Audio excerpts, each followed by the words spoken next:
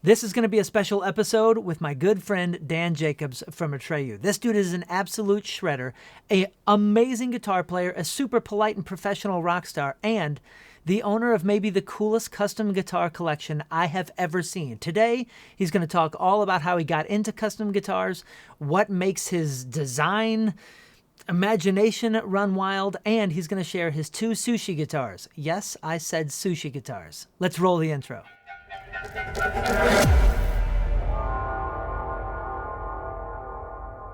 Before we get started, I just want to remind you that in the description below, I've left all sorts of links, affiliate links to Sweetwater. It really helps the channel. This is where I get a ton of my gear to make these videos and to make all sorts of demos and write songs and all sorts of stuff with my bands. I've put a whole bunch of my previous work down in there from my previous band to all of my current bands. And there's a link below on how you can get your hands on some of the guitars that we talk about today from Dan's custom collection. And I'm going to leave a link below that will take you to where you can get your own Dan Jacobs signature model. All right, let's get going. All right, we are here with my good friend Dan Jacobs from Atreyu, best band name of all time. Oh, okay. Fair And enough. it's true, it's a fact. I think I told you that when we first met, some like 20 years ago. So the year is 2024 now. I mean, I had known of your band before we toured together, but we did probably a half a dozen Warp tours together. We did Taste of Chaos together. I know we did some Oh, yeah. European tours as well. Did we go to Europe. Australia together? I don't know if we did Australia. We did European Taste of Chaos as well, I think it Yeah, was. that's right, and it went yeah, wait, European Taste of Chaos went to Japan and Australia, and I think you guys were there because we did, like, a rap song or something with Brandon Yes. that's never been Yes. With released. As I Lay Dying or whatever. And Yeah, that's right, that's yeah. right. We still have Uh, that somewhere. I think Brandon still has it somewhere. dude, it was a metal version of one of the greatest rap songs of all Yeah, time, I'm the best, man. that's right. I The need it. OG but pre-YouTube viral videos. Yeah, that was Uh wild. And that song was a beast. It really was, it really was. Well, Dan Jacobs, famous guitar player, dude, you are an absolute shredder, clearly influenced by the '80s. Let's do like a quick history of Dan Jacobs and your guitars. I know you have some incredible, maybe the coolest guitar collection and the most unique custom guitar collection I've ever seen in my entire life. But let's take it from the beginning. What was your very first guitar? I mean, technically, as far as the first one I ever had my hands on and like took home for a little bit was like a rental guitar that I rented from the music lab here in Orange County, California. That was where I took my first lessons for like the first 3 years of my playing. They loaned me this guitar for a couple bucks until I could get my own. It didn't work. I had to like rewire it, which is weird. I don't know anything about wiring, but I opened it up. I could see like something wasn't connected, and I just connected it. And I was like, oh, I got it working. Like, cool guitar. Took a strap off of like a suitcase, like a shoulder bag and put that on to make a strap so I could try to see what it looked like when I stood up and held the guitar. I'm like, oh man, like I look like the real deal now, you know? And then I put on layaway a Fender Squire Strat, you know, pretty common first guitar, Yep. cheap and expensive, sounds and plays good for the price. So I got that because I mean, I mostly it's because I wanted to be like Billy Joe from Green Day because he had that Nice. green. I'm not even sure. I think it was a Fender, but the green, you know, kind of foam green guitar with the stickers all over it and whatnot. And so yeah, I got this Fender one and started throwing stickers on it and tried to be as Billy Joe as possible. When did the shredding and the EMGs and that kind of vibe come into play for you? So that kind of came in. I mean, as far as trying to want to even shred, I mean that started when I was like 15 years old in the mid 90s. All of a sudden, like a friend of mine played me the song "Pour Some Sugar on Me" by the Def Leppard, and I was just like, "Wow, I never heard anything like this before." Like just the ambiance of Def Leppard, not even just that song, but just the way that they do things. I was like, I've never heard anything like this before, and I fucking love it. So I'm like, what is there more? Like, I want more of this. And then it just rolled into like the Scorpions and Warrant and White Snake and Dokken and Dio and Motley Crue. And it just, I mean, it just went down a rabbit hole with it. And, you know, I became obsessed with it. And it was weird because at the time, which is so strange, maybe people feel this way now or not, but like the 80s, even in the mid 90s to me felt so long ago. Like it felt like this like old classic thing, even though it realistically happened like 6 years prior. Yeah. It was nothing, you know. So when I'd go into my guitar lessons and I'd heard the song Panama by Van Halen, I was like, I want to learn this solo. You know, I'm like, this is, you know, it's like from the 80s and stuff like that. Or when he's like the 80s, like that's like you say that's like it's old. He's like, I'm from the 80s. And he was like 20, like 5 at the time, you know. I'm like, I want to play this Def Leppard song, you know, this classic song. He's like, classic. It's like, damn, they just released an album like 3 years ago. Like they're a relevant band. Like, what do you mean classic? Dude, it's a wild concept, and it doesn't really hit you that we experienced that same thing until your kids you bring up a song and your kids are like, "Dad, that's like 4 years old. That song's old." And you Yeah, realize, "Oh my god, like, my biggest singles are 20 years old. I'm a yeah, classic rocker. You're a yeah. classic rocker, Dan." Dude, we've been playing on classic rock radio, and I don't know if it feels good or it What? hurts. Yeah. I'm like classic rock. It'll be like Green Day, and then Atreyu, and I'm like, hold on a second here. Like, I mean, there's flattering aspects about this, but like classic rock's supposed to sound different. It's almost like a genre more so than like what you get called after a while, you know? Yeah, but I would take it as a compliment. So Atreyu, dude, like hands down, coolest band name of all time, best character of the best '80s movie of all time. So clearly, you guys are like you're living the '80s with everything with your band. When did Atreyu start? And tell me about just like what your goals were as far as guitar playing was when the band's first kicked off. So when we kicked off, it was in 1996, I'd say. We were under a different name called Retribution. It was started by our original singer, Alex, and myself. He was playing bass and singing, and I was playing guitar. We connected for our love of Green Day and like Rancid and stuff like that. So then from there, we eventually, through his friend, he had a friend named Ryan Saller who had a younger brother that played drums, and we'd try messing around with other drummers at the time. And we lived in like a middle class to upper class area where like a lot of the kids had these really nice drum kits, but they didn't know how to play them. And then Brandon was a polar opposite. Brandon was like super poor and had the crappiest drum set, but could just play in the pocket. Like within 8 months of him playing, you're like, oh, this dude's a natural. Like he just didn't have to do anything crazy. It was just everything was in the pocket. Everything was where it needed to be. Like he could play, and we're like, dude, this dude's legit. So we started off as a three-piece band, called ourselves Retribution, which eventually evolved into our singer Alex getting off bass, and we're bringing in another bass player, and became a four-piece, just playing punk music. And listening back on it now, it was like really heavy punk. Like it had a really kind of like aggressive punk. I don't want to say it was quite hardcore, but like almost not knowing what that was at the time, and just kind of just doing what we were doing. And then fast forward as we got to 1999, our sound had kind of evolved a little bit, and like we started getting a taste of the hardcore scene and Yeah. just the energy and like the stage diving and just how crazy the hardcore scene was. And we're like, man, like punk's fun, but like the energy here is like cranked up even more. And when you're a teenager, you're like, I want more, you know? We started going down the road of that and even getting into metal bands and stuff, listening to like In Flames and Soilwork and a lot of the kind of like, European, Scandinavian metal bands at the time. So we started getting heavier. So we're like, let's just change our name and kind of like restart ourselves in the hardcore scene. Started looking for band names, and a lot of the bands in the hardcore scene were getting names from like sci-fi and horror, fantasy movies, stuff like that, TV shows. So we just started going through movies that were really cool and had interesting names, and landed pretty quickly actually on the Neverending Story. And Atreyu was actually the first one we picked, but we're like, well, before we decide that, there is Rockbiter and Artex and all these other, like Gomork. I mean, there's like you can take any name from any character in the Neverending Story, and you got a sweet metal band. Like you're ready Yeah. to go. I saw some early videos before we toured together when you came through St. Louis. It was in that Hopes Fall era, and, like you mentioned, Soilwork, like Natural Born Chaos and Chain Heart Machine, and like Oh yeah. those records were out, and it was like, dude, this band is like the American version of what I wanna hear from that genre. So it was like it was pretty sick from the get-go. What kinda guitar were you playing during that era? So initially, I mean, I started on Les Pauls. I mean, like as far as I got my Fender initially, right? But then when I got bar mitzvah, not that I'm very religious or anything, but my parents were Jewish, and they're like, "We'll do anything. Please get bar mitzvah." And I was like, "Oh, how about you get me a Les Paul?" And they're like, "All right, fine. Like, all right, I'll do it. For a guitar, I'll do it." So I played a Les Paul for a while. That's been on a good amount of the Atreyu records up until more recently, where I just started playing guitars I'm playing now. A lot of the bands, I started playing ESPs for a while because a lot of bands within that genre of like hardcore and metal were playing them. They just had a cool vibe to them. They're kind of wild shapes and stuff, which I really like. I really like just over the top eccentric instruments.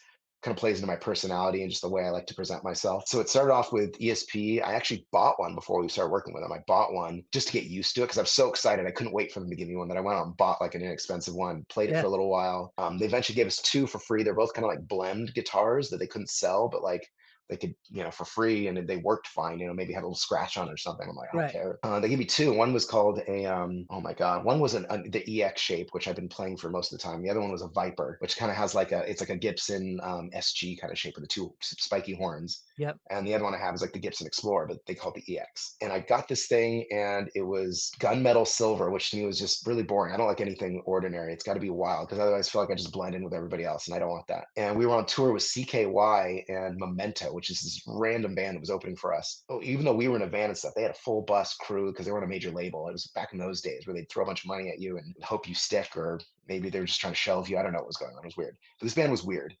And their techs had this bright green gaff tape, which I'd never seen before in my life. I didn't know what the hell that stuff was, but I just saw them putting it on stage, and there was like blue lights lit up while they were setting up, and it was just glowing on neon. I'm like, this is like blacklight posters or something. I'm like, dude, that is so cool. How cool would it be to have a guitar that looked like that? And a kind of light bulb went off in my head. I was like, I don't like the color of this guitar. And like Van Halen taped up his guitar. I'm like, why don't I just get a bunch of this green tape and just put it all over my guitar, and off I go. And I did that. And I remember doing it in New Jersey. We were in northern New Jersey at a venue, taped this thing up. And I remember putting it on and standing in front of the mirror for the first time and seeing myself with this guitar. And I was like, this is it. Like, Yeah, this is the new me. Like, this is what it's dude, got to be. And like, that it started that started a changed everything. yeah, that started a whole thing, man. You were like famous for your the blood splatter guitar and some Yeah. other things. And I remember touring with you and seeing some of those things. And here's the wild thing, man. I wish we would have gotten closer back then, and I wish you would have convinced me to like follow your lead, because I was always the eccentric like dresser. I was always wearing soccer socks and had a big fro and was doing backflips and stupid stuff in Story of the Year while we were touring together and all that. But like guitar wise, I was straight PRS, and I was like, which is pretty traditional, kind of like old guy guitar player, but like they were like my dream guitars as a young dude, and I had an endorsement deal with PRS. As of late, man, I just started getting into the different shapes. I got my first Explorer, like this Mod Shop Beautiful. Explorer, which led me to buy a Jackson, and like I freaking Yeah. love these things, dude. And I never understood how the shape of the body actually can really play into how I'm playing. No wonder Hetfield plays these things like they play so easy. I could down pick for 6 weeks straight, never go to sleep, and Yeah. never get tired. I never understood that. I'm so late to the game as far as how the body affects everything. And I remember that green guitar. I had no idea that it was gray underneath, and you just decided to tape it because you hated the color. Yeah, and I only retaped it once, like a year into it. I retaped 'cause it starts getting dirty, but then I kinda liked that. I was like, it's kinda like war, scars all over it. You Yeah, can see where like it gets dirtiest where my arm rests on it, because I can kind of sit on it like this when I'm like, in between songs or whatever. I'm all sweaty and hot from playing. It just gets dirty, and then there's like patches of dirt on it. And then I'd throw another like new stripe or something over it, and I change the pattern slightly on it to like play into the fact that like there's the dirty base, but the bright green stripes. And I don't know, just kept going. So it's like there, if that guitar could talk, man, I mean, it's just got so much wear dude. and tear and ingrained in it. It's pretty gross actually, to be honest, but like Yeah. whatever. I'm the only one who has to play it. So you did all that, and that was with EMGs, right? I mean, like, you had Yeah. active pickups in there, so it doesn't really matter what you do to the body. Like, a lot of guys aren't gonna tape their guitar because 'cause they're worried about, just the sustain and the resonance just being totally gone. But, with active pickups like that, you never were worried, right? No, and it's strangely enough, that guitar, it was like, I mean, every guitar for whatever reason, it's got its own personality. You can pick up 100 of the same exact, Les Paul, same year, everything. And they're all going to feel slightly different, all play slightly different, all sound slightly different. So you just get lucky when you find that guitar that you're just like, oh, this is the one for me. Like it's really every instrument's actually like that, as I've come to find out. That one, for some reason, putting the tape on it, I mean, it was my best sounding guitar. I don't know what it did. The perfect combination of whatever, like balsa, whatever. It's like didn't it had like a cheap wood, tape all over it, Yeah. and just something about it. It played and sounded so good. I could not get away from it. I mean, I get all these, they not all these, but they made me a few other custom guitars, and I'd always end up going back to that. I mean, it just felt like home. Like something about it was just really special. It just had this energy to it. Yeah, you always ended up going back to the blemish one that they just tossed at you. Yeah, ironically, like out of Yeah, all the customs or whatever, like that one was the best one. And like that's it doesn't matter amazing. how much money you spend on a guitar. It's like you don't need to spend a lot of money on a guitar to get the right thing. It really is just finding the right one for you. Yeah, sometimes it is, man. Like, same story with our PRS stuff. The very first one they sent me was like the last color, the most dull, dumb, dead yellow gold color, and I played that at every show. I probably played that 12,000 times. It never missed a Story of the Year Wow. show forever, and it was my go-to. It was on all the TV shows, the late night shows, all that kind of stuff, and it was literally my best and most consistent guitar, and it was the one that they were just like, "I guess we'll maybe do a deal with you here, try this one." I had Yeah. custom ones made and the ones with, crazy specs and all that kind of stuff, and none of them ever touched how good that one sounded. So you had to deal with ESP at at that time, right? So yeah, I got a deal with them where they just were, gave us these two guitars and started off with that. And then that was in 2003, right when we kind of started touring. And then in 2004, they're like, all right, like my band kind of started picking up, put our album The Curse. And that was the first like kind of like big spike in our career. We're like, oh shit, like things are happening here. Yeah. So then they came to us and were like, "Damn, we want to do a custom guitar for you." Like, not necessarily that they were going to sell it or anything initially. They're like, "We just want to make you this custom guitar." I'm like, "Okay." So I didn't know what I wanted to do at the time, and I was happened to also be reading, super into the '80s at the time, and was reading a book called The Dirt by Motley Crue, Yeah. which is just yeah, it's a wild book. If anyone if you've not read it, you want to read a wild fucking rock and roll story like Motley Crue is it. In the book, there was there's a bunch of photos, and there was a particular photo shoot that they had done where Nikki Sixx in particular was wearing this white Warlock bass with a black binding on it, and he had blood dripping all over him and dripping down his hands and dripping all over the bass. And I was like, man, that's so cool looking. Like, how cool would it be to have an instrument that actually was painted like that? Not knowing even at the time that this has been done before in like the 70s and 80s. Like Michael Anthony from Van Halen had the same like EX, Explorer shaped like bass with blood all over it back in like late 70s or early 80s, whatever it was.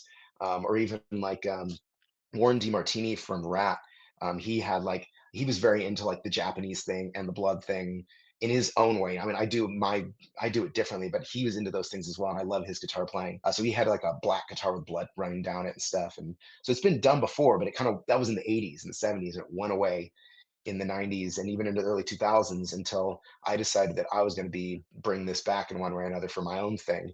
So I made this guitar. I told them to do the EX shape, but with slightly off white with black bindings and put blood all over. My quote unquote was I wanted to look like somebody got killed with my guitar, like they just got beaten to death with the guitar and there's just blood all over it. Which They're like, probably okay, has and then happened. yeah, I mean, it's dude, it looks like at this point, there's so many chunks broken out of the corner. I mean, like anybody that like loves guitars and babies their guitars would cry if they saw how beat up this thing was. Like, I mean, there's just chunks coming out of it. I mean, I had a a photographer actually stick his on the back of the headstock one time a GoPro when we were going on stage, and he put it on there and he wanted to make sure it stuck, so he gave it a pull and it ripped off all the paint on the back of my blood guitar's headstock. I'm like, Whoops. oh fuck, like I can't really fix that without like changing things. I'm like, well, I guess it's just another story, Yep. Like, yeah. So I made this blood guitar, put bat inlays in it, had the EMG pickups in it, the 81s and the 85s and then in the neck, and started touring on this thing. And within a year, ESP came back and they're like, we've been getting a lot of inquiries about this blood guitar of yours. We want to do a signature for you, like sell it. But what they did is they made like an LTD version. So you have ESP, which is like the nice stuff, It's Yep. kind of like the Lexus, or if you will, and then they have the Toyota version, which is the LTDs, the more like kind of economically friendly ones. Yeah, like my Steph Carpenter model back here. Yeah, exactly. Yeah, it's like a Um, $1,200 baritone, made by LTD with, I think it's like, Indonesian made maybe instead of yeah, Californian or yeah, wherever? Japan or Korea or something like that. They make them overseas. Korea. Yeah, yeah, I think this one's Korea. So they started doing that. And they were like, we're going to make this guitar for you. And we launched it in 2006, I think it was. We launched it at the NAMM show. I did a photo shoot of me like on a butcher block with a butcher knife. And even George Lynch came down to like do this photo shoot when he happened to be in there. I'm like, oh my God, it's George Lynch from Doc. And holy shit, like this is crazy that like they're looking at me as like I'm one of them kind of thing. Like it was wild. And then fast forward a year later, every single booth had a white guitar with blood splatter on it.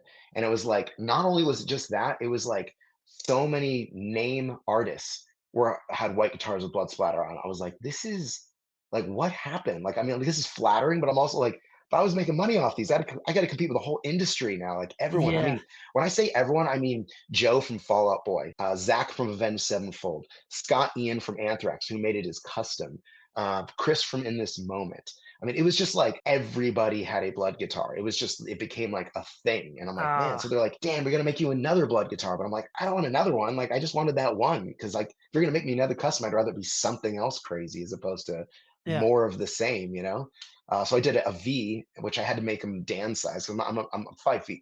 I'm not very tall. A full size V on me is like a little kid holding my dad's guitar. It's way too big. Yeah, So I yeah. need something, more my size. So I had them made this guitar smaller for me. And when I got it, they did the paint job the same as they did on the LTD, where it wasn't all over it. It was just like printed on top. So it's kind of a cheapened thing to it. Things started going downhill in that regards with working with ESP, but it got me started in this whole custom realm of like, I realize I'm like, if I'm gonna work with a guitar company, like I need custom guitars. Like that is my personality. That's Yeah. the only thing that truly represents me properly. I mean, I can't just be like, here's this tobacco sunburst Les Paul looking guitar. I'm like, that's nice, but like that's not my personality. That isn't that's like a fish out of water for me. It doesn't make any sense. Yeah, It's like dude, it's gotta be crazy shit. it needs to be unique. You're such a great player, dude, and Travis is such a great player too. You guys complement each other so well, and he's playing the Viper throughout all that period, right? Wasn't he a Viper Yeah, guy? yeah, he Okay. was mostly Viper guy. Yeah, I guess it was all mostly Vipers most of the time. It's weird because he's gotten away from that shape more recently, but Yeah, he has. His customs, with that other company, was it Gallagher. Balaguer? Yeah, dude, those are sick as well, and again, they Yeah, complement because you're playing these Vs and these wild shapes, and, he's on the Viper SG type of train, and that Balaguer looks like, almost like a giant badass metal jazz master or something, yeah, kinda shape. Super cool, yeah, super cool. Juxtaposed really well kind of in how you guys blend and make your band your band. yeah. So you're getting away from ESP and in comes, and you gotta tell me if there's a story behind this, but, Jeff Kiesel, who's hit the scene for me, I didn't know, like I said, I just got into, holy crap, I love all these wild guitars, and I've started to play as much as I can. I noticed that, Steph Carpenter went from ESP. And again, I got a Carpenter model back here from ESP. I saw him starting to play this white Kiesel with the white board and all this wild stuff, and I started kind of going Yeah. down. And what do you know? Dan Jacobs, my buddy Dan, pops into a scene here and there, and all of a sudden he's playing Kiesel. What the heck? And now we got Sushi guitars. So we've spent Yeah. so much time talking about all these other guitars, but we have to. I need the story behind your Sushi guitars and how the Kiesel stuff came to be. Okay. So the core of it started, if you want to go all the way back to the root, is that I hate to say this because I love what ESP's done for me over the years, but they also have kind of fallen short in a lot of ways, which led me away. Long story short, when I had the custom guitars, that's where things kind of started falling short, was when they would make me custom guitars. One was the length of time it would take, and then two, that they would never get them right. I'd wait. It used to be a 9 month turnaround to get a custom guitar from ESP back in like the early 2000s. Now it's supposed to be a year and a half, right? So, which is a long time. If you're on a record cycle, a lot of times record cycles don't even last that long. So if you get a album specific artwork on there, by the time you get the guitar, it's like, well, I don't need this anymore. I mean, at least for this Yeah. record, it doesn't really make sense if I'm playing like this on the next. I don't, you know what I mean? It just doesn't make sense. So I had the first one was, when they made me the next blood guitar. That was a V shape. It came back and it was like a cheapened version of it. I'm like, just the paint job wasn't the same. I'm like, why didn't you make it the same as the first one? This seemed like you did like a cheap version for me. I'm like, I thought I'm making you money and stuff. Like, wouldn't you want to make me like the nice one? I don't know. It's kind of weird. Then they were like, we want to make you another guitar. So I'm like, let me do another V. And I want it to be neon green into white sunburst with black tiger stripe on it. I'm like, cool, got you. Waited a year, got this thing. It came back forest green with white sunburst. And I was like, but what do I Ooh. say? I'm also like, this is a free guitar. I don't want to be like ungrateful, but I'm like, I waited a year for this guitar and it's wrong. All right, now fast forward to 2014. My band went on hiatus from 2010, 2014. In 2014, I have ESP make me a guitar. It's going to be a Seinfeld themed one where it's going to be a white, EX1. It's going to have the red lobsters from Kramer's lobster shirt. The inlays are the upside down triangle from the dot on the eye in Seinfeld. Yeah. It says Serenity Now on the neck of it, on the back of the neck. I mean, I went to town on this, and I had, five A. His what you call it? His apartment number was on the 12th fret. Oh my A god, whole how have thing. I not seen this? Yeah, if you dig around on the internet, it's out. It's ridiculous. So I put this order in. They're like, all right, it's gonna take a year and a half. And I mean, I put every spec down. I made a picture. I did everything I could to make sure I'm like, this is gonna be perfect. And I gave him this thing over the next year and a half, which I've learned because I own a merchandising company. This all ties into the story. Owning my own company, I know about following up on emails and blah blah blah blah, and just trying to stay on top of orders and things we have going on. So in doing this, I kept checking in every few months, being like, hey, like, how's my guitar coming along? They're like, oh, it's good, good. It should be on the boat anytime, blah, blah, blah, blah. Like, so I get about a year into this year and a half process. And I send one of my follow-up emails, like, hey guys, just checking in again. Like, I mean, maybe it'll be done sooner. Like, what's going on? Like, well, let me check in on this. And they hit me back and they're like, oh my gosh, Dan, we're so sorry. I don't know how to tell you this, but somehow your order never got put in. Like, never got put in. It's been a year. I've been checking in with you and you guys said it was good. Like, what do you mean? Never got put in. So like, can you resubmit the order? And it's going to take another year and a half. So I Oh, waited man. 2.5 years to get this guitar, and I finally got it. When it came back, it was missing things. It was not perfect. I'm like, Oh, man. I'm like, what do I say here? So nail in the coffin. Finally, about a year later, they offered me and Travis another custom guitar, and was like, yeah. So I had this idea. Well, I wanted to do this kind of like turquoise guitar that was going to be the same shape that I always do, with like sushi pieces all over it. These like kind of like cartoon sushi pieces all over it. And they were like, "Cool, we'll do this for you." You know, so I mocked it all up. I turned it in. I checked in with him for the whole year and a half, and I've got a year into it. And guess what happened in a year? No, it Dan, didn't. we are so sorry. Your order never got put in. You got to resubmit. They're like, you know what? We're going to make this better. That we can't give it to you exactly how you want, but we can get the paint job for you on the same shape, and we can do this. And I'm like, in maybe like a month. I'm like, okay, like, all right. And guess and you know when I got that guitar? Never. So, I was like, you know what? I think it's time to move on. Now, keep in mind, during this is why it all plays in why I said I had a merchandising company earlier. I was doing merch for Jeff Kiesel. I was helping him out with his merch for like 5 years up to this point. And he was constantly hitting me up, going like, Dan, like my top three bands in life are Blink 182, the Deftones, and Atreyu. He's like, those are my three favorite bands. Like, I love you guys. Like, I just please let me make you a guitar. Because Kiesel, if you don't know anything out there, as people that don't know anything about Kiesel, Kiesel exclusively makes custom guitars. That's all they make. And They're they are American made. freaking gorgeous, dude. They're gore. They're Absolutely they're gorgeous. Ferraris. They're straight up Ferraris. That's Yeah, the best yeah, way yeah. I can This explain is it. this Like is they are this like is this is boutique hands-on custom guitars. yeah, they're super sick. So him courting me up all this point, me being like, I can't, I'm sorry. Like I'm loyal to this company, blah, blah, blah, blah, blah.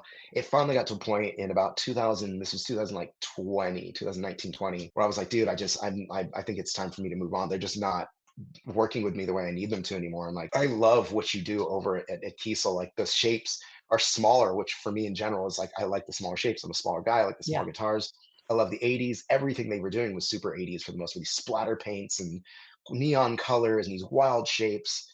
The ones that are headless. I mean, it was just like they were really pushing like something that I really loved, and they're all custom. I'm like, everything about this is perfect. So I was like, he's like, here, first thing, when I told him this, he's like, here's two guitars. You can just keep them. They're both blood splatter. They're not your shape because they didn't have my shape. But he's like, I want you to just try them. One's got passive pickups. One's 25, scale. One's 24, with active pickups. He's like, just try them both out. One's got a Floyd, one doesn't. See what you like. So I took one of these over to Australia when we were there right before COVID hit and jammed on those for a bit. Loved them. I was like, these are great. But I was still like, Jeff, there's a couple things missing at your company that I like make me feel a little bit like I don't know what to do here. And like one was you don't have my shape like that. They don't have that like Explorer kind of EX shape. And the other was like I like crazy graphics. That's one thing you don't have is like crazy graphics. Like, can we do anything about this? And he's like, all right, Dan. He's like, you know what? Like I said, I would never make that shaped guitar that you want for my company unless the right person came along. And he's like, I think you're the right guy. So if you All come to right. Kiesel, he's like, I'll make this shape for you. And I was like, holy shit. I was like, that's so like, I feel so honored. Like, what a incredible thing to offer me. I felt appreciated, whereas over at ESPN, I didn't feel appreciated anymore. I felt like I had my time of appreciation 20 years ago, not appreciated anymore. So I'm like, I Yeah. need to go somewhere I'm appreciated. So go back to so Kiesel, so Jeff's like willing to make your EX shape and do the graphics and stuff because you were talking about that sushi graphic guitar that never got made, but I'm almost certain that I've seen that in your collection. Yeah. So it started with that. Well, man, there's a lot of layers to this. So I when I gave him to him and he was like, I'm going to make the shape for you. We're like, okay, let's start with that. So he drew out a bunch of different versions of it with bevels and different things, whatever, and was like, all right, like, what do you like of all this? And I was like, I like this one, and I like it, but this one, it's got to have the bevel here and the bevel here. But I like this shape. And he's like, okay. So he made me like two just raw wood versions of these, where it's like just take these guitars again, a 25 scale, 24 scale, put different pickups in them and stuff. He's like, just try these out. Let me know what you think. Tell me what's right or wrong about them. So I took them home and I jammed on them and stuff. And I'm like, okay. I'm like, first of all, like the volume knob needs to be in a different place because like I feel myself keep reaching for the volume knob and I'm hitting like the toggle switch between the pickups. I'm like, we gotta flip those. And I'm like, neck dive. It's got really bad neck dive. Like no one's gonna play this on stage. Like I want to let my guitar go and it just sit there. I don't want it to fall down. I don't have to hold it up the whole show. So I'm like, we need to fix that. And he's like, well, like, he's like, do you have any ideas? And I was like, man, I'm not like a guitar builder or anything, but I'm like, it needs weight in the back. So I went and I started taking different items like guitar pedals and things and putting them on the guitar and letting go and seeing the most littlest amount of weight that I could put on it and get it to not have neck dive. So you're not adding too much weight. And I got it to where it was 1.3 pounds was the minimum. I found it where I was like, okay, it's not moving. So I took the thing off. It was a guitar pedal, and I weighed the guitar pedal, and it was 1.3 pounds. I'm like, all right, that's the amount of weight that it needs in the back of the guitar, no neck dive. So I sent him this video of me, like, all right, Jeff, here's me, guitar on, look, neck dive. All right, here's me with this pedal. This is 1.3 pounds. So I put this on here, let go, look, it doesn't move. If we can somehow put weight in the back of the guitar, that's the move. So he's like, all right. He's like, let me think of something. And he's a fucking guru. Like the dude builds guitar. He's not just like owns a company. Like his grandfather started the company and his dad did it and he does it now. And like he is like a legend and has changed the industry a lot in himself with his Yeah. innovations and stuff. We came up with this thing, which basically you can see in the back here of this guitar.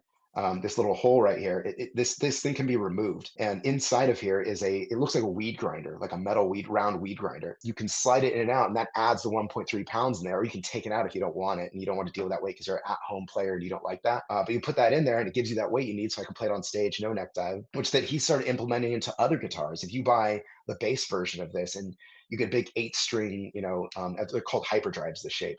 If you get the 8 string version of this, I mean, the neck dive is horrendous. So you have to put two of these in the back. So there's like 2.6 pounds of weight that's in the back that can be removed if you don't want it there. That is genius. Can I see it again? Like, here, show that whole guitar. So it just like you just pop off the cover and Uh, out this comes guy the, right here. So I don't know if you can see on the camera. There's screws though. You can see there's screws here. There's 3 different screws, or whatever. It's like all backwards. But you just take this thing off, and there's just a metal like weight inside. It's like perfectly cut, so it slides right in. It's like airtight almost. You can almost hear it going when it comes out because it's like perfectly in there. oh my God, that is And that sick. gives it just the weight that you need to balance it out. Well, keep that guitar up. You already showed us now show us Oh, through, sure. yeah, show us through the guitar. Just kind of take us piece by piece and give us a little overview of Um, how this came to be. Obviously, this is the Sushi Dream guitar that you had. Yeah, so this will also tie into the other guitar that I'll show you, the Bento Box. So basically, Jeff Kiesel, I told him about this idea. I had the mock-up that I showed for ESP, and I was like, "This is what I want to do. It's going to have cross chopstick inlays, naturally, of course. It's very Amazing. important." So these are actually, I had a pair of socks that look like this because again, I like weird, quirky stuff, and I found these socks, and my mom actually got them for me. My mom every year for Christmas gets me quirky, weird items, and she'd get me these socks that look, I mean, literally had these patterns all over it. I'm like, these are so fun. I love the color. I love just the quirkiness of it. It's just fun. I love just Japanese culture and stuff is something that's been a big part of my career since 2005 when I first went to Japan and got my first Hachimaki headband, started wearing on stage, which became part of my like branding for myself. So everything, I just love Japanese everything. I mean, even this, I got this Clash kind of Japanese kind of looking thing on it. Yeah, so I got this guitar. This ended up being the final shape that they ended up going with. It's got, the bevels down over on this side here. It's got the cutaway over here, so you can get in there and get those up to the 24th fret and get extra shreddy if you need to. I mean, the pickups are Kiesel pickups, passive actually. I switched to passive because when I tried the passive and actives of theirs, I didn't realize which one was which when I was first playing them. And I thought the passives were the actives because of how awesome they sounded and played. And then when I realized they were the passives, I'm like, no way. It's Wow. crazy. Maybe I'm more of a passive guy. I like the feel of them a little bit more, especially as I've gotten older and just like that my way my playing is kind of like matured. Even Very now too, cool. a lot of people use digital amps and stuff nowadays, and we use digital stuff. We use the quad cortexes and whatnot. So pickups don't matter as much to an extent. Like you're gonna when you can plug in anything, it's gonna sound like what the digital sound's gonna sound like, which is nice consistency there. Yeah, But if anything, I've learned with, some of the active ones when I'm switching them out, if I'm playing quad on stage and I don't have in-ears, I'm just using, wedges in front of me, a lot of times those actives give so much feedback and so much treble with the digital stuff, it's actually hard to control. So I've found yeah, the passives are easier, just to keep, like, a nice control, a nice bass line. You got a maple board on that one. yeah, maple board. It's like a black what is it? Black I can't, limba, I think it is wood. Is the guitar? It's like some exotic wood. I didn't never even heard it before. Jeff's like, you should try this one out, and I was like, oh, whoa, this is like, I like me some exotic shit. Let's do this. So yeah, it's got some exotic wood that again, I don't even know how much this even matters if you're playing through digital stuff. If you're playing, but to be fair, I've played this through. I played it through like I have some old classic Marshall heads that I play. Like I have a 1984 JCM 800. I got my first JCM 900 I got in the late 90s. It's like modded. I mean, it's got like Van Halen fucking aggression to it. And this thing, I mean, they just rip. Like I said, these guitars are just Ferraris. I mean, you can feel it. Like even when you just touch them, like they just feel so nice compared Yeah. to like a guitar you just go to Guitar Center and pull off the wall. Like they're just absolute fucking beasts. I mean, I got like the kind of locking tuners on the back. Kiesel does their own versions of them. Yeah, that's sick. I Um, love the headstock too, because a lot of the Kiesels that I'm seeing and the ones that I saw Steph playing yeah, originally, they're headless. yeah, yeah. Jeff Kiesel in particular is the one that kind of brought the headless thing into the forefront of modern guitar playing, and everybody's jumped on board and copying what he's doing. And he has almost a headless version of everything. Even this influenced a headless version of this guitar. So this one's called the Hyperdrive. He's a big Star Wars fan, so this is called the Hyperdrive. And then the smaller version, the headless one, is called the Lightspeed. And it's like this guitar, it has all this extra piece of wood right here, but on the Lightspeed, it actually starts right here, and like it's like from here down, and and headless. So it's this tiny little instrument. I mean, really small. I mean, this is already really small for the type of guitar it is, but those are even smaller. It's So just neat. sick. It's like it started a whole thing, like where people, when I see people playing this shaped instrument anywhere, especially like, guys in bands, I'm like, that's so crazy. I'm like, that guitar exists because of me. It's weird. Yeah, that's incredible. So you started with that one. That was the first one that Jeff made for you? Well, the first one he made was like a green crackle guitar because he was just like, let's just try something simple out that we can do just to like get one made. So you have the first official, like we've made a hyperdrive, we can advertise it and so on and so on. So I did a green crackle. And then he's like, all right, well, next your blood guitar. He's like, I need a Kiesel blood guitar. Like, can we just Yeah, yeah. make you one? It's like, okay. He's like, but I want you to come down and paint it. I was like, okay. So I came down on Instagram Live or whatever, and I got gloves on and they just had this white guitar there and I dumped my hand in red paint, just bloodied this thing up and went nuts on it. And then anybody who bought my first three models of that, I came down and painted their guitars for them. So I Dude, got the that's hand kind of incredible. insane. I'm like, this is like, who does this kind of stuff? I'm like, this is so Jeff Kiesel's like the fact that he lets me do this stuff is like insane. So when he came down the day that we were supposed to do the blood guitar, he wanted to show me a guitar that had this color on it to be like, all right, like, let me show you something I want to do. So he's like, I got a surprise for you. And I was like, okay. So he comes down, he brings out a guitar that has this color on it. I'm like, cool, that's color that I want to do on that other guitar, the Sushi one. And he's like, and then I have this. And he brought out which was a joke that he made before. He's like, when I was telling him about this, he's like, "What if we made a guitar that had like real sushi pieces in it?" I'm like, "What?" I'm like, "Can you even do that?" I'm like, "I wouldn't. I've never thought about doing that because I didn't think you could do that. So it's not even like, I mean, if you can do that, 100%, I want that. Like that's insane." Yeah. So he's like, so fast forward, I thought he was joking, and then he shows up the day where I was just telling you about, and it comes out. It's not painted yet, but it comes out just this like raw wood sushi inside of it guitar, and I'm like, "What the hell is this?" And he's like, "You said you'd be into this." I'm like, "I am very into this." And he's like, "We're gonna paint it that blue or whatever." I'm like, "Whoa, whoa, hold on." I'm like, "You're mixing my two ideas up here now." I'm like, "What I'm seeing right here is a bento box. The way you have this laid out, I mean, it needs to be painted like red on top, like black on the sides and the back, like a bento box." At first, he was kind of like, "What?" I'm like, "Dude, I'm like, this is the way." And he's like, "Okay, you come out and pick out the Pantones. Let me know what you want." So I was like, "Well, this and this and this and this." And that's when I'll show you now. That so we made this bento box guitar, which we released on April Fool's Day a few years ago because we wanted to fuck with people and have people think it wasn't real because it doesn't look real. It doesn't look real, dude. It looks too incredible. So the release was on April Fool's Day. Jeff and I sit in a room together and we're eating sushi and we're having a chat. And then we get done. We're like, oh, so he's like, oh, damn, like I see you're done. Like, do you want anything else? We're like, I'm like, yeah, I could go for something. He's like, oh, waiter. And the waiter comes out over and like, yeah, can you would you like anything else? I was like, yeah, I could go for a bento box. And they're like, okay, we'll be right back. And then they come out and they just bring the guitar out and put it on the guitar stand on the table. I'm like, oh, perfect, that'll do.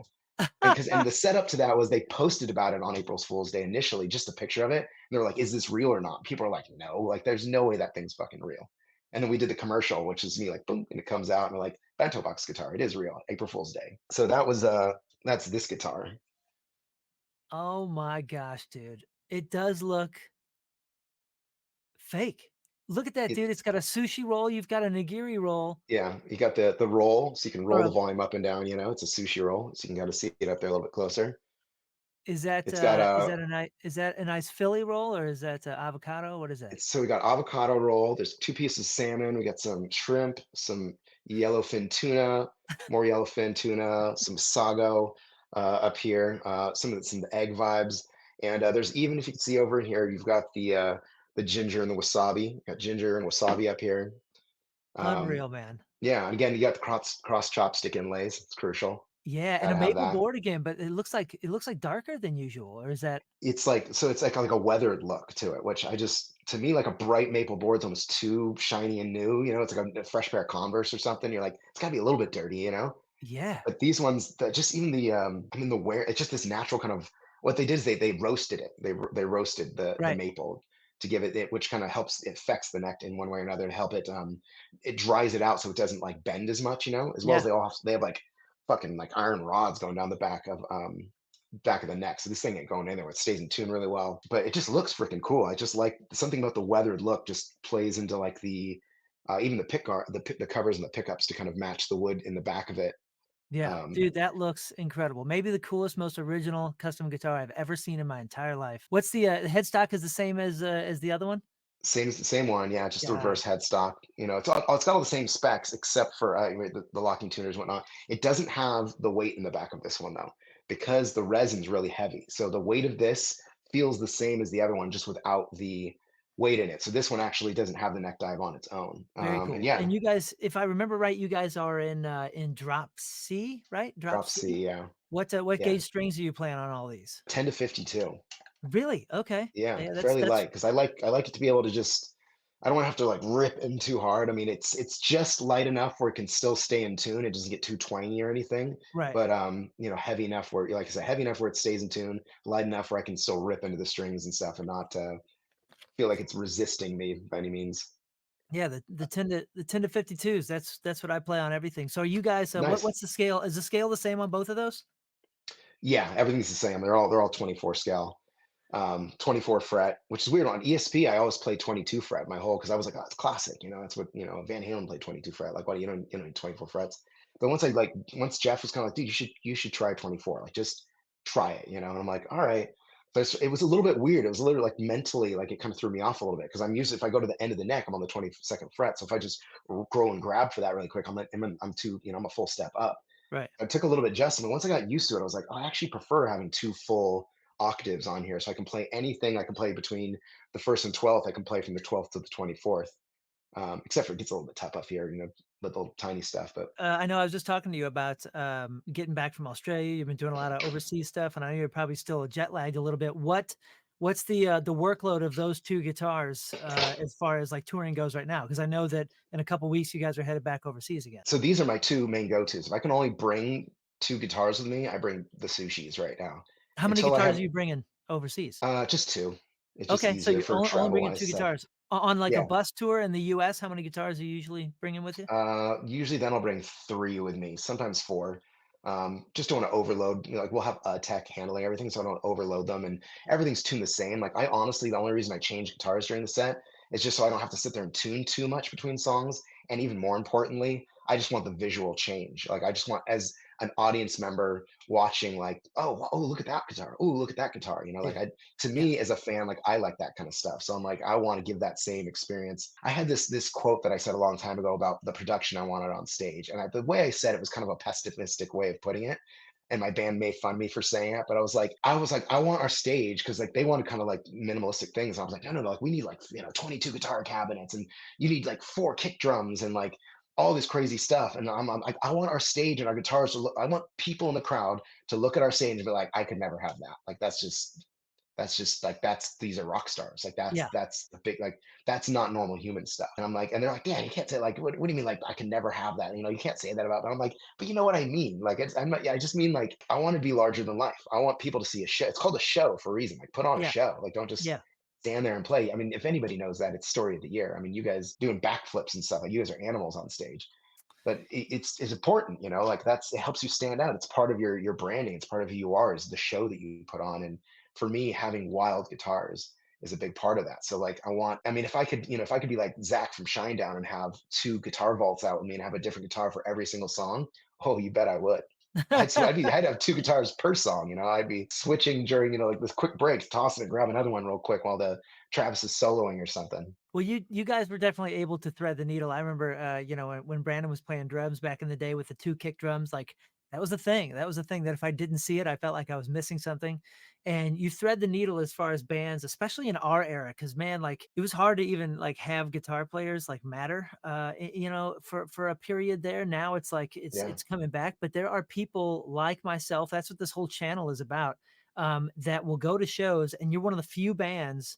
Other bands you can replace members here and there. You guys not only have your personalities and your members, but people are going in hopes of seeing the Bento Box guitar. It's like the guitar is almost a star itself. You know what I'm saying? Like I have yeah, a few bands where I would go to see them, and if you saw that guitar, not only were you in the presence of that guitar player, you were in the presence of that guitar. You've now seen it in person, and you're like one of yeah. the only bands that I can think of that's actually doing that right now, and that's why I had to see that guitar on an episode like this. I appreciate you sharing those with me, man. Like Yeah, now I absolutely. have a dream of owning a Kiesel of some sort. It's not going to be as cool as a Bento Box guitar, but I can think of some. You're creative, dude. You're gonna have to help me put something together and think of I got something that's. ideas. Give me your B ideas, the ones that you won't do that I could do. I mean, I have one right now. It's not a B idea. It's actually in the works right now. The next, trying to take it to the next level. The next one's a fish tank guitar, which is going to be similar to the bento box, except the fish are going to be alive this time. We're Dude, going backwards. you're gonna end it. It's gonna end up looking like the shoes in the "I'm Gonna Get You" suck up movie. Do you remember that guy? Like there was like the pimp was walking with his pimp suit, and he's got a shoes with Oh fish yeah, tanks underneath yeah, the shoes. That you're yeah. making a Kiesel guitar based So on what that, it's going to be, it's going to be like, okay, so it's not going to have a Floyd this time because we want more real estate to fish tank. right? So the where you can see all this wood in the background, when you buy a fish tank, you can buy at the pet store like fish tank backgrounds. Looks like coral reef, or Yeah, looks like it's somewhere in the jungle or whatever kind of rocks or cast whatever you want. So we're gonna get fish tank background, put that in there, it looks like a fish tank aesthetically in that sense. Then we're gonna put gravel down here, all down in this area, and up in this area up here is gonna have all the gravel, and then we'll have like maybe a little plant that'll come up over here, maybe a little plant or two down here. If we can fit it, we have a diver with a treasure chest. I don't know if it'll fit in there or not, but if we can, we'll put it in there. Then we're gonna have a couple of different fish kind of swimming around different layers up here, or whatever. And then we're gonna have a light that's powered by a 9-volt battery that goes in here, so I can turn a light on and light the fish tank up.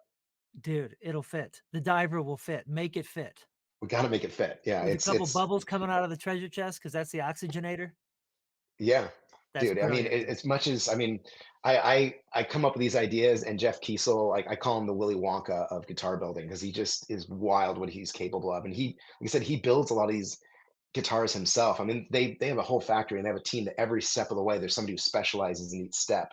But he Yeah, can do all of it, you know what I mean? I mean, he can do he's incredible. He's such a talented guy and such a good human. So he's, just makes me crazy stuff. And I think he likes the challenge where I'm like, Jeff, could you make one that's like, etch a sketch guitar? And he's like, etch a sketch guitar. I'm like, yeah, like the volume knobs are like etch a sketch, and like, you the gotta. middle of it's an etch a sketch with the pickups in it. And I can like dump it around and stuff. Yeah, And he's like, yeah, he's like, oh, well, let me see what I can do. I'm like, let's see what you can do. yeah, every time you roll the volume down, it moves this way and like, it's an active Yeah. Etch-a-Sketch. It's totally Yeah, reasonable. Why shouldn't you do it? or even just having like 4 knobs, one of them 2 of them are the volume or whatever, and then the other 2 are just the Etch-a-Sketch knobs. They're exclusively for Etch-a-Sketching. Yeah, I love it. Thanks, man. I appreciate you just hanging out. We got to catch up more, and hopefully we cross paths on the road sometime soon. But dude, thanks again, man. This is so fun. We got to do this again, man. The next Yeah, one, absolutely. the fish tank guitar deserves its own episode. Yeah, yeah, there's plenty of guitars with plenty of stories. Hey, thanks for watching the video, and a special thanks to Dan. He's such a good dude, such a good player, and I loved hearing some of the stories behind his incredible guitars. I hope you did too. Check out some of our other videos and make sure you subscribe. Life is great, and please remember that no matter what lies in front of you, you can overcome. Be good, stay safe, energy up, and God bless.